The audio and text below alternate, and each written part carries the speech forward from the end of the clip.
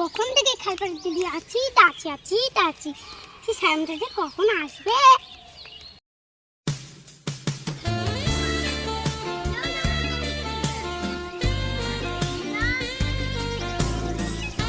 কি তোমার আসার সময় হলো? আচ্ছা সরি জান, আমাকে বাড়িতে অনেক ম্যানেজ করে আসলাম। আচ্ছা চল ওই বাংলা গাছের গোড়ায় বসে একটু গল্প করি। চলো জান।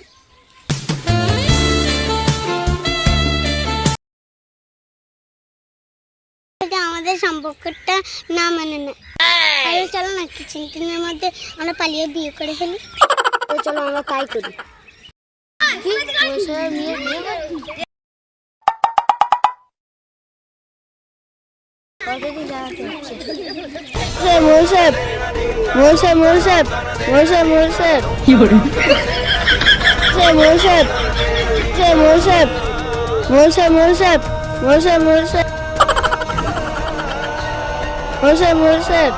গ্রামবাসীরা সব ভালো মন্দ দায়িত্ব আমাদের গ্রামের।